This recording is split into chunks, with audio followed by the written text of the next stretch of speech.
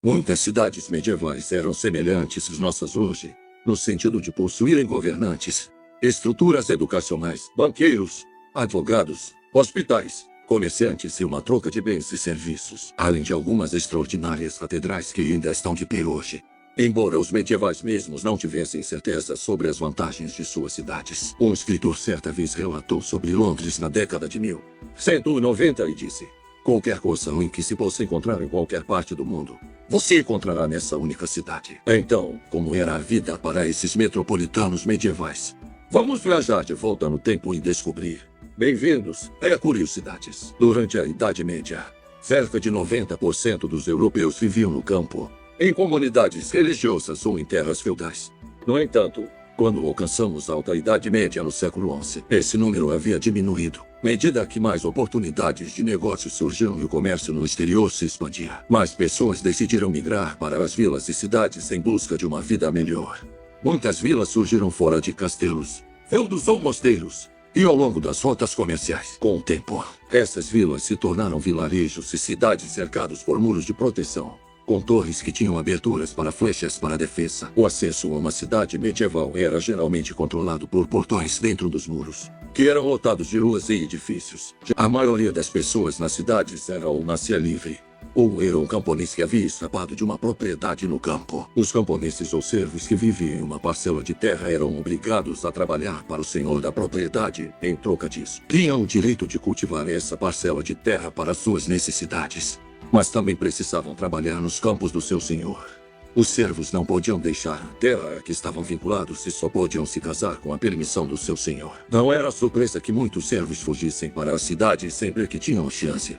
Conforme as cidades cresciam, as autoridades incentivavam as pessoas a se mudarem, oferecendo a qualquer camponês a oportunidade de se tornar um homem livre. Se eles deixassem sua comunidade rural e vivessem na cidade por um ano e um dia sem serem reivindicados por seu senhor, poderiam ganhar sua liberdade. No entanto, a última coisa que alguém queria era um escravo fugitivo. Então, ao entrar nas muralhas da cidade, tinham que se anunciar e registrar seu nome e a data. Caso contrário, seu senhor poderia enviar seu administrador ou oficial de justiça para procurá-lo e facilmente descobrir que você estava em algum lugar dentro da cidade. Mas essas cidades precisavam de trabalhadores para funcionar adequadamente. Então os organizadores mantinham muitas listas sigilosas de pessoas que aguardavam seu ano e um dia de liberdade. Alguns administradores e oficiais de justiça até aceitavam subornos das autoridades. Hoje, em 2024, nossa ideia de uma cidade é um lugar como São Paulo, com uma população de mais de 12 milhões de pessoas, ou Nova York, com mais de 19 milhões. Mas as cidades medievais eram minúsculas em comparação. Na Europa, havia cerca de 15 a 20 cidades com cerca de 25 mil habitantes. Na Espanha, as cidades da lista com 250.000 de residentes incluíam Valência e Barcelona. Na Alemanha, Colônia e Nuremberg. Na França, Bordeaux e Toulouse, entre outras. Na Inglaterra, até 1300, York e Bristol eram as segundas maiores cidades, mas abrigavam apenas cerca de 10 a 12 mil pessoas cada uma. Em comparação, a capital, Londres, havia crescido para acomodar entre 80 a 100 mil habitantes, embora os números tenham tido uma grande queda no meio do século. Quando a primeira pandemia atingiu em 1339, o rei Eduardo III chamou Londres de espelho e exemplo de todo o reino. Por volta de 1100, embora Londres compartilhasse o mesmo número de cidadãos, cerca de 40 mil habitantes, com suas cidades comerciais de Bruges e Gant, que ficavam do outro lado do Canal da Mancha. Isso não foi uma coincidência, já que as três cidades tinham um relacionamento comercial próximo. A lã bruta era fabricada nas áreas rurais da Inglaterra antes de ser transportada para Londres. Então, seria carregada e enviada pelo rio Tamisa e através do canal para as cidades têxteis de Bruges e Gant, onde seria processada e transformada em roupas. Parte dessas roupas seria enviada por toda a Europa, e parte encontraria o caminho de volta para a Inglaterra. Então faz sentido que as três cidades tivessem aproximadamente o mesmo tamanho. A maioria das cidades medievais talvez fossem agora lar de grandes oportunidades e riquezas, mas também estavam repletas de sujeira.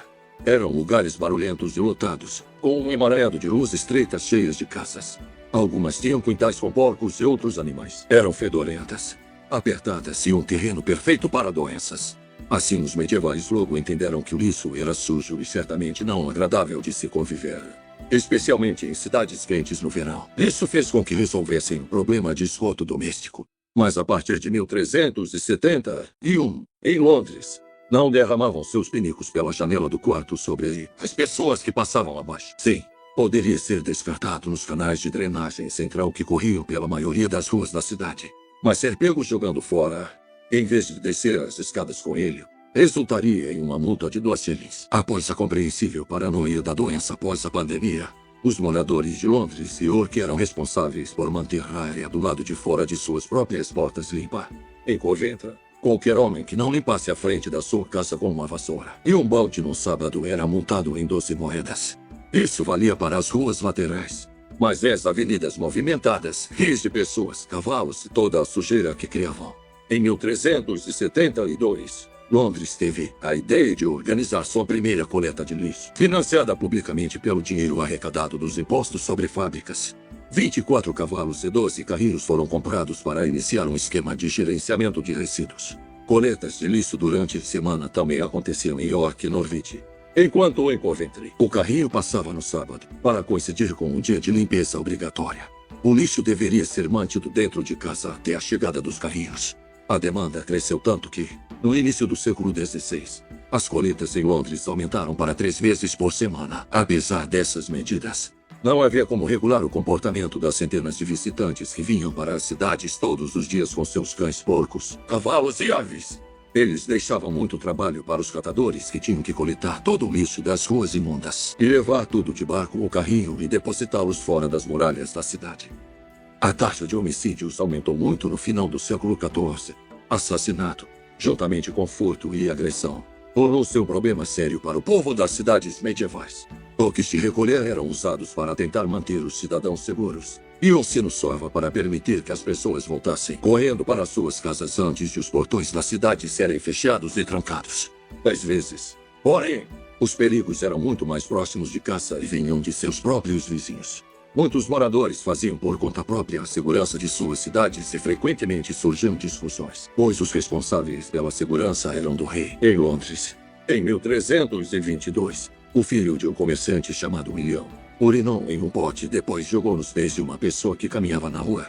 Uma briga começou e uma pessoa que tentou intervir foi morto com uma pancada na cabeça quando tentou separar a briga. Um homem conhecido por Roger também teve um fim terrível.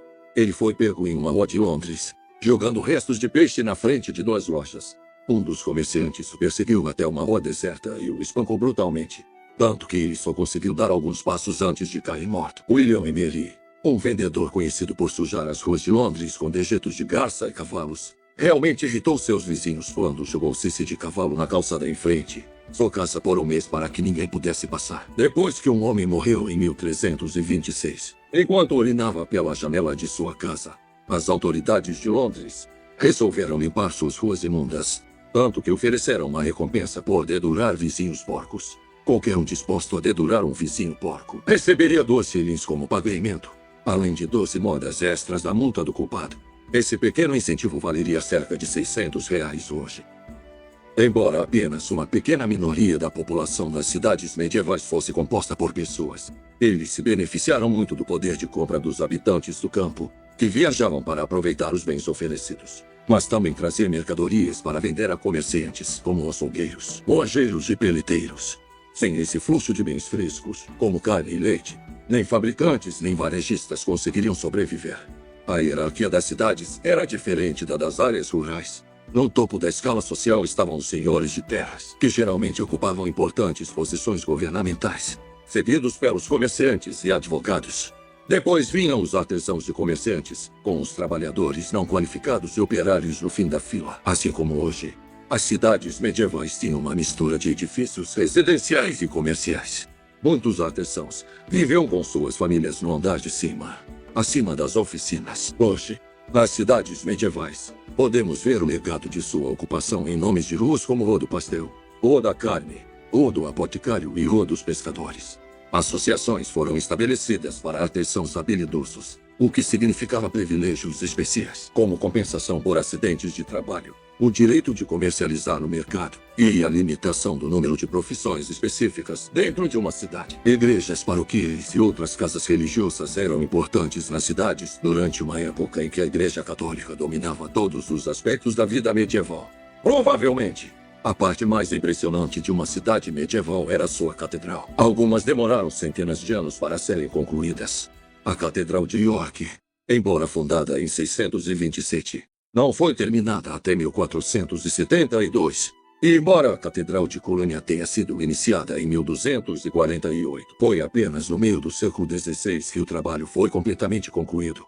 Essas construções impulsionavam as economias de suas cidades, empregando pedreiros, vidraceiros, engenheiros, arquitetos e uma infinidade de artesãos ao longo dos séculos. Richard Davis via Londres como um monte de moralidade, cheio de tentações perigosas, com suas tabernas, casas de jogos e bordéis. E não há dúvida de que a maioria das cidades na Idade Média eram semelhantes, sujas, superlotadas, caras e cheias de doenças. Mas não muito tempo depois de Davis difamar Londres, o clérigo elogiou a cidade como um lugar de espetáculos emocionantes e devoção, e passatempos emocionantes, incluindo patinação e futebol. Para os medievais, eram centros essenciais para atividades espirituais, econômicas, políticas e culturais.